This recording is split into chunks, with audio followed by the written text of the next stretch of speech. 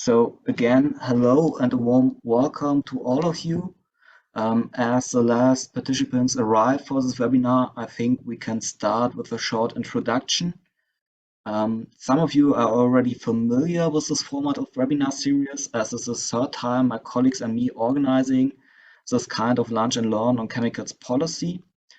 As a coalition of 6 German NGOs, namely Bund, Friends of the Earth Germany, the European Network for Environmental Medicine, the German NGO Forum on Environment and Development, Health and Environment Justice Support, the Pesticide Action Network Germany, and Women Engaged for a Common Future. We are working together for the right to a toxic-free future and a better protection of human health and the environment from chemical exposure. Together, we are involved in the strategic approach to international chemicals management, and as civil society organizations, we make recommendations to prevent chemical pollution and ensure safe chemicals management. And we provide information on the whole chemicals issue, which is why we're organizing this webinar. My name is Tom Coates, and I work for the German NGO Forum on Environment and Development on international chemicals policy, and I will be the moderator for this webinar. I am delighted to welcome all of you to the first season of this webinar series we are hosting this year. And this year is kind of a special year. In September, the World Chemicals Conference will take place in Bonn. Several stakeholders from governments, academia, trade unions, health sector, civil society and industry will come together and will adopt a new instrument for international chemicals management, a SAICM beyond 2020, which will address the third planetary crisis, the global pollution. And even if this conference will take place in a few months, there are still things to be worked on before then. The new agreement on chemicals management and its adoption are not finalized yet. Together with all our colleagues from around the world, we will fight for an ambitious framework. These ambitious goals include a global alliance to tackle the threatening group of highly hazardous pesticides, which is the topic of today's webinar. Highly hazardous pesticides, HHPs, international action towards a global phase-out. I am really pleased to welcome Susan Haffmans and Tadesse Amera, who will give an overview about the international work on HHPs and the Global Alliance. Susan works for the Pesticide Action Network in Germany and focuses on HHPs. Tadesse is the director of the Pesticide Action Network in Ethiopia and is also co-chair of the International Pollutants Elimination Network, which comprise over 600 NGOs from all over the world. Before we start, I will just give 2 more technical points. Please mute yourself and keep muted all the time. If there are any questions, please use the chat to write down the questions. We will take them up later after the presentation. And as announced, we will record this webinar and publish it later. We will take care that only the presenters are seen, but to make sure that you are not part of the recording, you can turn off your camera if you want. We will send you the recording, the slides, and further information afterwards. And now I will come to an end and hand over to you, Susan. Thank you so much, Tom. Hello to everybody. I'm jumping into our today's topic, highly hazardous pesticides, international action towards a global phase-out. Next slide, please. Just to give you an idea, I'm Susan Haffmans from Pesticide Action Network Germany. We are a non-profit association doing information awareness, education, advocacy work, mainly on pesticide and biocides, promoting alternatives to chemical plant protection, pest control, and we are a member of the Pesticide Action Network International. It's a global network. Thank you. Next slide. We heard already, so the background for today and why we are engaged is that we are facing 3 intersecting and global environmental crises, the climate crisis, biodiversity loss, and the chemical pollution. And 1.6 million people die from the effects of dangerous chemicals worldwide every year. That is more than 4,000 people every day. The massive use of chemicals is endangering people's health, exceed planetary boundaries, and is undermining human rights. And the situation will become even worse as chemical production is growing. To find global solutions to this chemical threat is the goal of the strategic approach to international chemical management named SAICM. Next, please. SAICM was founded in 2006 as a multi-sectoral, multi-stakeholder process under the United Nations Environmental Programme. It is non-legally binding, but stakeholders that engage commit to foster sound management of chemicals throughout their life cycle, including pesticides, with the goal to minimize significant adverse impacts on the environment and human health. That was to be reached by 2020. Obviously, we failed that. So now we are in the hot phase of negotiation. The new Beyond 2020 framework, as Tom has already explained, and that shall be agreed on this year at the World Chemical Conference in Bonn. Our goal as PAN is a strong framework that makes a difference with meaningful targets along with a mechanism and resources to achieve them. We need targets that are aiming at reducing pesticide poisoning and contamination, contributing to reduce harmful double standards, and supporting the phase out of highly hazardous pesticides in agriculture. Next, please. So history of pesticides is also a history of health harm and environmental damages. This is just like some reports that had been published in the last decades. Negative impact is linked to pesticide use on health and on people and communities. We know about contamination of natural resources by pesticides, and we also know that those have adverse economic effects. And there is a specific group that is especially in the focus. Please, next slide. And these are the highly hazardous, back again and back again.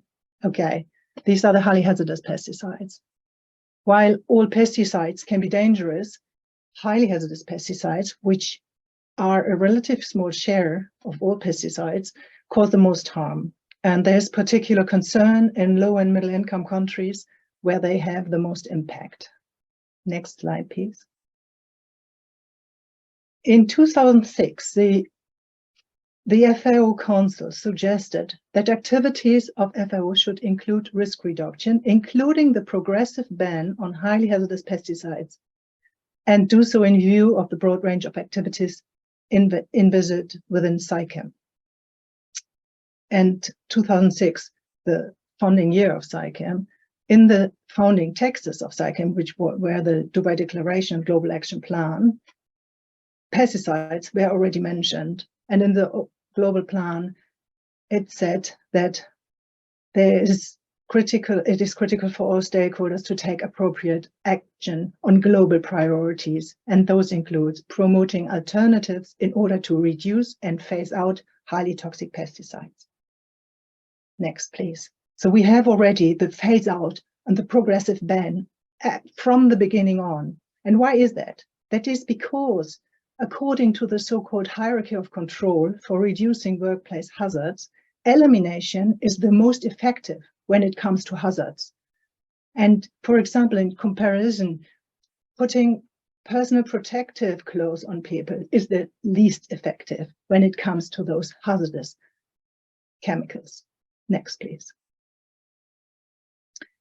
And that is also confirmed by a quite new fact sheet issued by SAICM, University of Cape Town, UBA, and FAO last autumn for SAICM focal points in reducing harm from highly hazardous pesticides. It states that highly hazardous pesticides are a special group of pesticides that need to be handled differently than other pesticides. And HHPs are too dangerous for the usual risk reduction measures to work, especially in low and middle income countries. Next, please. So just For those who are not so familiar, so highly hazardous pesticides is a group of pesticides that is defined since 2008 by FAO-WHO Joint Meeting on Pesticide Management, the so-called GMPM, as pesticides that are acknowledged to present particularly high levels of acute or chronic hazards to health and the environment, according to internationally accepted classification systems such as WHO and GHS, and those that cause severe or irreversible harm to health or the environment under condition of use. And next, please. And FAO and WHO define criteria how to identify those pesticides, reflecting acute toxicity and also chronic toxicity like carcinogenicity, mutagenicity, and reproductive toxicity. And if one of those criteria apply, then a pesticide is regarded as highly hazardous. Next, please. So let us look more closely at SAICM and HHPs. So we have seen that from the beginning on, there was a focus on pesticides. Then in 2012, at the Chemical Conference, a resolution for a progressive ban on HHPs and their substitution with safer alternatives was supported by more than 65 countries and organizations, but it was not adopted. Since every intersessional SAICM meeting reiterated concerns about HHPs. In 2015, the Chemical Conference recognized highly hazardous pesticides as an issue of concern. They recognized that they cause adverse human health and environmental effects in many countries, particularly in low-middle income countries. And they called for concerted action to address highly hazardous pesticides. And that the assessment has shown, progress in addressing HHPs under SAICM has been uneven and slow. Today, an agreed mechanism under SAICM how to coordinate concerted actions on HHP and pave the way towards a phase-out is still missing. We know that FAO is working on a proposal for concerted action, the action plan on HHPs, but it is not yet published. We hope and urge FAO to respond to the needs, the urgent needs to face HHPs and to include in their action plan a phase out and a mechanism. Next, please. Oh, and with this, I give over to my colleague Tadesse. Thank you. Thank you, Susan, and thank you, Tom. As Susan indicated, the SAICM process recognized the HHPs from the very beginning, and SAICM is strategic approach to international chemicals management. And even from the very start, from its declaration, HHPs were recognized. And HHPs are amongst the issues of concern that SAICM is working. But in phasing out and in phasing down HHPs, there were some indications on paper, but there was no action, either from FAO or from SAICM side. Considering this, the African countries, 54 African countries, in one voice, agreed to present a conference room paper at the SAICM intersessional process, which was conducted in Nairobi in last February. It's called the second meeting of the fourth intersessional process of the SAICM meeting, which was a preparatory meeting for the International Conference on Chemicals Management, the fifth meeting, which is going to be held in Bonn in September. So these African countries presented conference room paper 9 in one voice, and it was accepted by the SAICM Secretariat, and it was posted, and it was under discussion. And the recommendation is the establishment of a global alliance to phase out HHPs. This means we need a platform to discuss on how we can phase out HHPs from agriculture. This was the main point. There is no any platform. It's mixed up in SAICM processes and also in FAO, it's as one part of the other pesticides. But HHPs, a small portion, but killing many people, it doesn't have any standalone platform. So this is the request for a standalone platform to discuss on the phasing out of HHPs. And this experience is taken from the Global Alliance to eliminate leading paint. Just to give you a highlight of the Global Alliance to eliminate leading paint, it worked very well with a multi-stakeholder approach because a government was leading it. USEPA was the government lead. WHO was from IOMC and UNEP. WHO from the health perspective, UNEP from the environment perspective, and IPEN was from the public interest civil society perspective. They work together, and my country, Ethiopia, has a regulation because of this process. And in Africa, there are lots of countries, and in developing countries, around 40 countries have already a regulation to eliminate lead from paint, and it is very, very effective. And as you see, lead in paint is also one of the issues of concern in SAICM, and HHPs is also one of the issues of concern in SAICM. So we suggest the approach of the GALEP to the HHPs aspect, and we, the African governments suggested this, and it is a conference room paper which has been discussed in Nairobi and recommended for a resolution at ICCM 5 in Bonn. Next, please.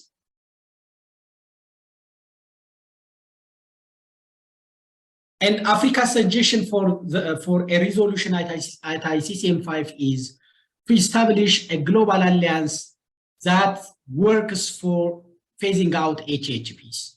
And like the Global Alliance to eliminate lead in paint, the suggestion from Africa is establishment with a champion government or champion governments, FAO from the agriculture perspective, WHO from health perspective, UNEP from environment perspective, ILO from workers' health perspective, and a public interest civil society. This can be the Global Alliance to discuss on how we approach, how we can get alternatives. Are there HHPs who have alternatives and some countries who already phase out, but working in developing and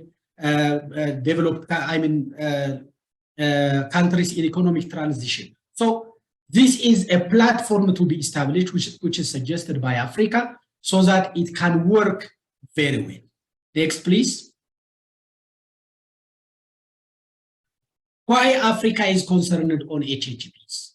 As Susan indicated earlier, chemicals are killing lots of people, millions of people worldwide.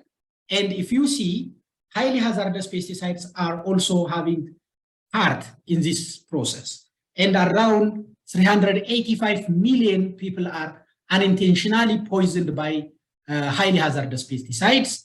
And there are 11,000 deaths every year.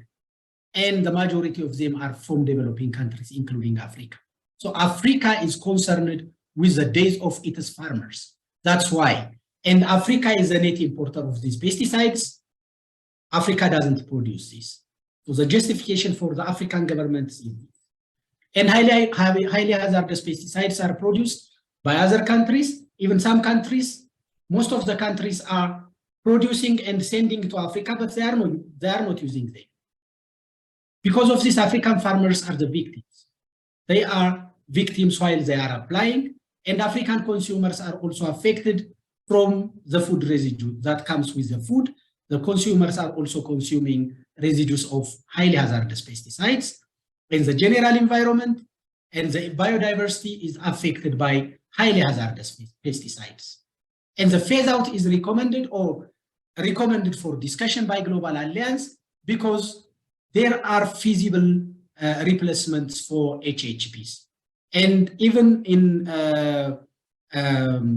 ICCM 4 in Geneva in 2015, SAICM already recommended agroecology as a solution for phasing out HHPs. Next, please. So what are we expecting? Why are we preparing this webinar? The main purpose of this webinar as a take-home message is, let us push our governments to support the African position. Africa, it's not one country, 54 countries say that this is our problem. And Africa should be saved from highly hazardous pesticides. And we need a resolution. That resolution should be an establishment of a standalone platform to discuss on how to phase out HHPs. This should be a global alliance to phase out HHPs.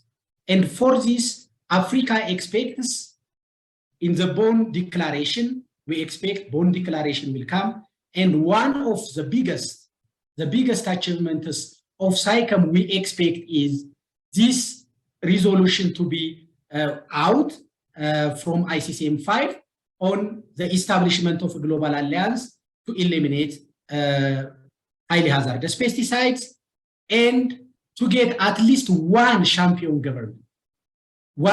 government to lead this global alliance to phase out HHPs. So these are the main expectations from the ICCM 5 process in Bonn and from the Bonn Declaration in September. Next, please. This is my last slide.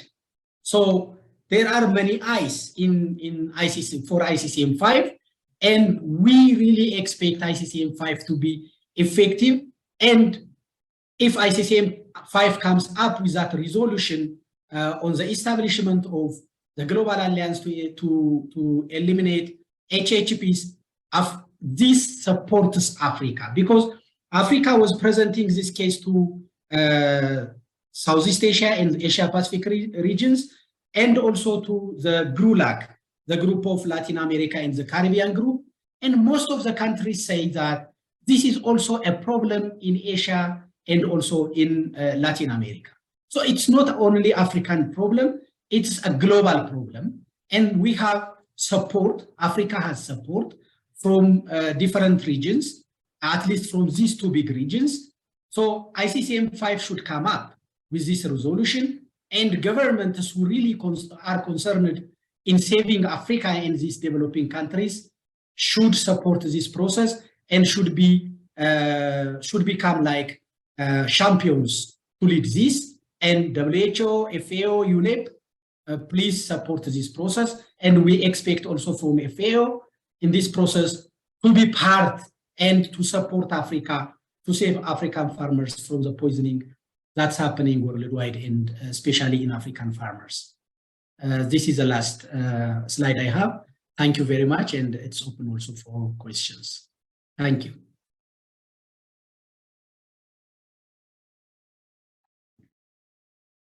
Back to you, Susanne and Tom. Thank you so much, both of you, for the presentation and the clear points you made. I think there are, I have many questions, but maybe at first we had a question in the chat, and so please feel free, everyone, to ask more questions in the chat. Unfortunately, we do not have the time for a real discussion, so please do not unmute, just write down your question in the chat. We will take them up and give it to the presenter. So first, maybe it's a question to both of you.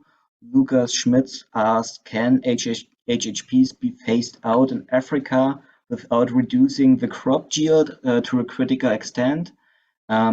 He guesses that the phase out must be accompanied by capacity building for sustainable farming without pesticides. And is there a movement going on in this direction? So I don't know who wants to start. I can start. Great, thank you. It's possible because most of the highly hazardous pesticides are not used by producing countries, and the yield is not affected.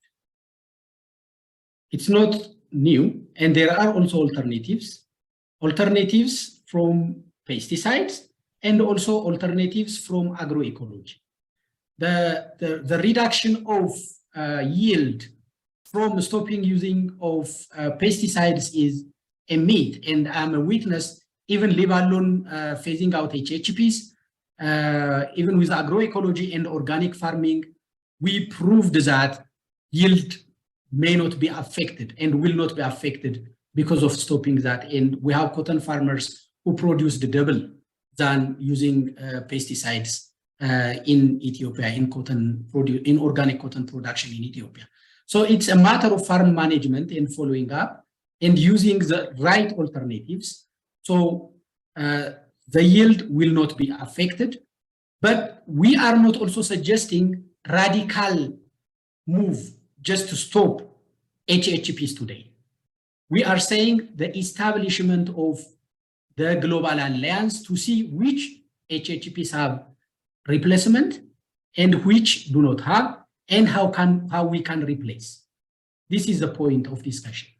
Thank you. Great, thank you. Susan, do you want to add something? I think that was well put by Tadesse. I don't know whether there is also this second question I've seen that if a majority of African countries want to phase out HHPs, why not end the national permission to use those chemicals in their agriculture? And I think it's also maybe a question to Tadesse, but I like to start on this. So looking at this example of the Global Alliance on Lead and Paint, that showed that such a global alliance can in the end make governments to exactly regulate those chemicals, the harmful ones. So that is a platform to exchange, that it is a platform to support action on national level as well. So it goes into the direction that countries are strengthening their national regulation as well. Tadesse, maybe you want to add to this. Yes, what we request is a global guideline, or a global guidance for national regulation, because we cannot start from the nations because of capacity problems. Some of the discussions that are coming in the international fora is the HHPs issues should be raised, and even listing of HHPs should come from countries or regions. But countries in Africa, for example, do not have that capacity. But if there are international global guidelines or guidance to regulate them, this can be regulated by nations. And yes, that's why we also insist the Global Alliance as one mechanism to support governments. Great, thank you for answering the next question and to point out again clearly why the Global Alliance is so important. There are several questions, for example, by Rita Triebskorn and Armin Grau about the HHPs and examples for the HHPs. There was also the question about the list of HHPs, which was already answered by a colleague in the chat. I know PAN International provides a list of HHPs, but maybe you can give some examples for HHPs which are really common and used often. And maybe you can also say a sentence or two on the list of HHPs which is provided by PAN International. Maybe Susan, you can start on this. Yes, regarding the question of a list, I just want to add the information that when the FAO, WHO worked on, when they developed the criteria for identifying highly hazardous pesticides back in 2007, GMPM also recommended that a global list is to be developed and regularly reviewed and updated. But that never happened from the official side. So we have, so FAO, WHO left the world with a set of criteria, but without a list. What we know that identifying the substance is the first step to address them, to deal with them, and to phase them out. So that was the reason why in 2009, PAN International jumped in and created the first PAN International HHP list that is based on the criteria, the joint criteria of FAO, WHO, but that there are some criteria added, which is explained in the list. So just to give you this background.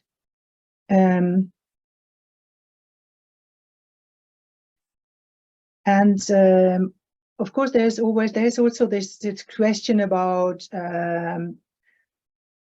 is there a smaller list with the most dangerous? So like dividing so we know there's these highly hazardous pesticides, and among those pesticides, are there even more? They're like the highest hazardous pesticides. So such a list does not exist, but in the country maybe when they start phasing out, they might prioritize and start with those pesticides that cause in the common use the most problems. And so that is a possibility, and that is so you can, and that is something the Alliance can support, those phasing out activities and starting with those that for the country poses the most risk, or for the country the alternatives are the quickest to be applied, or however the country wants to act on this.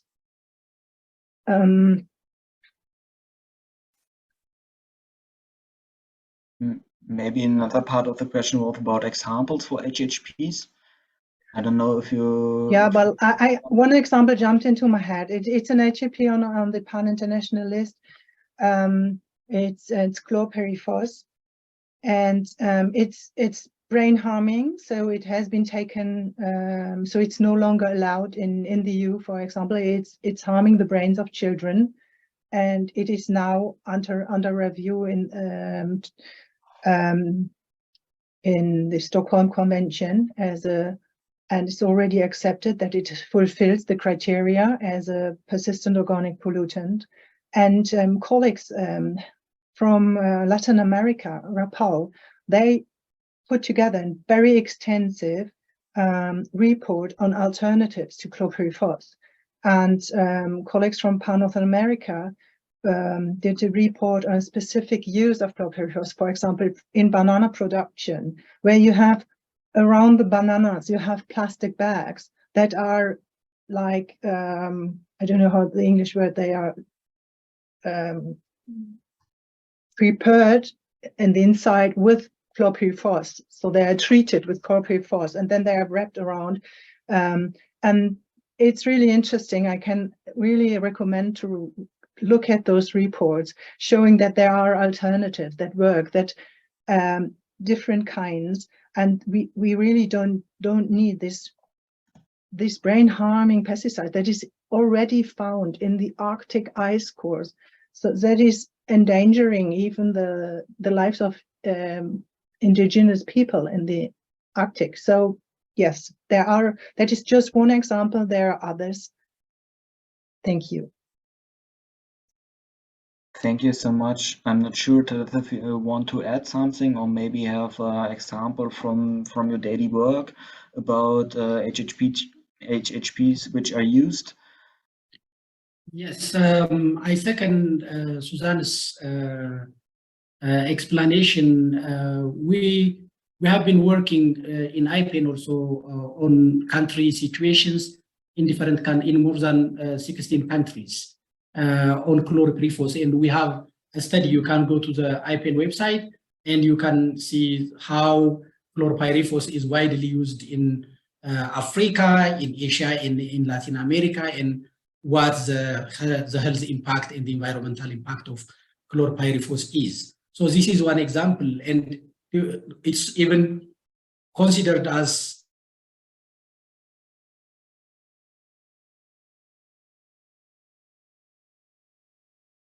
I think we have some connection problems it's produced in countries where they are not using, and they are just shipped to other countries for use.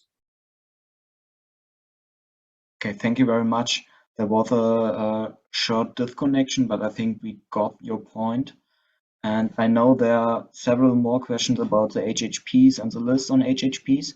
But maybe to go on, I would take up some other questions. And one of them is from a colleague from Toxic Link. Maybe Tadesse, you can answer this question.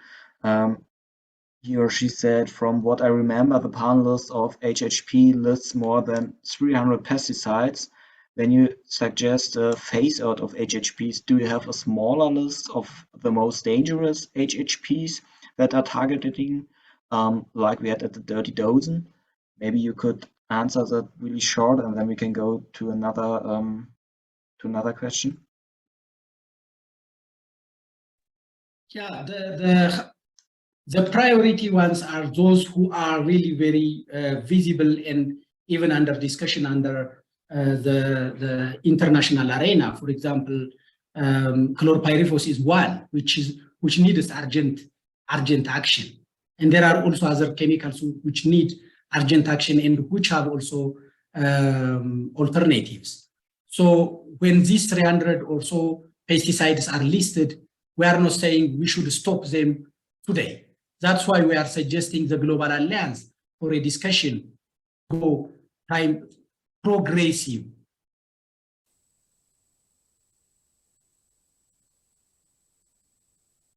Okay, I think we lost again the connection to Tadesse. Yes. You're back. Okay, we had a short disconnection. Okay, for those who have alternatives, we go there. But even those who have alternatives are being shipped to developing countries, and we are using, and people are dying. That's the main one. We can start from that. And then we go to the others. It's not, we are not asking a radical move just to stop all at once. Okay, thank you. There's another question from Julia about the champion government, the same question I already had in mind. So do you have a specific government in mind to take the role of the champion government you mentioned before? We are asking, I mean, there are governments we see that are really interested in supporting the phase out and touched by the impacts of pesticides. We see most of European countries which are really supporting this process and supporting also no one objected. Even the suggestion of Africa was not objected by anyone, from private sector, from civil society, from governments. It was not when the conference room paper was presented, no one objected this idea. But not objecting is not enough. We need a government. And we expect one or more governments from Europe to be champions and to lead this, because USEPA showed us a very good result from the Global Alliance to eliminate lead in paint. And that's really a very good example which can be adopted. So we are expecting, but we don't know, and we don't have any list. But after the Bonn Declaration, we hope governments will come out. Not only one, I expect more. I'm optimist. Great, thank you for your answer. There's also a question about the civil society collaboration to establish the Global Alliance. Maybe you can say something more about the support from the civil society and also from other stakeholders to the proposal of the Global Alliance. The civil society group, if I may say, I was in Nairobi, and Susan was also in Nairobi. Susan may add, when Africa presented, this is not our case. This is not a civil society case. This is African governments. 54 states of Africa presented this case. And when they presented this, we supported Africa. And almost all the civil society group and even private sector supported the idea of Africa. perceived the danger that is in Africa and the hazard that Africa is carrying. So civil societies, private sector, IOMC, governments all supported this process.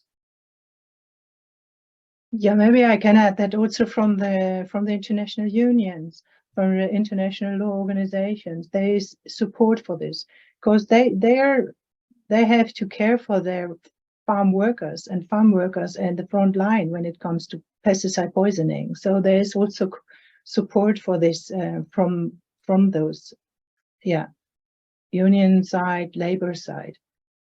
And so what we saw was not that other countries or states opposed, but they had a lot of questions. So we started trying to support them in answering those questions. Of course, so establishing such an alliance, of course there are questions, and there is room to work on it and to answer it. And that is surely something civil society can engage and support. And like it was said somewhere in the chat, yeah, it is a good idea. So if you're here and from different countries, yes, please have a look at this conference room paper, contact your representatives and point out to this initiative. And so in September at the conference, there will be a vote on this. And so we really need a move on highly hazardous pesticides. So we really hope that this resolution will go through and will be supported for not only for the people in Africa, but as Tadesse mentioned, the problem is broadly, so also for Latin America, for broad parts of Asia, and even for us, so for everybody, that would be a really big step forward. Okay, thank you. We are coming to an end, and there are two more questions. Maybe you can answer them really short. The first one is about the supply chain change. We heard that HHPs are mostly produced in the global north and exported to the global south. So the question is it something on the agenda too, since HHPs are a global problem, impacting the life and the health of the workers working in the supply chains?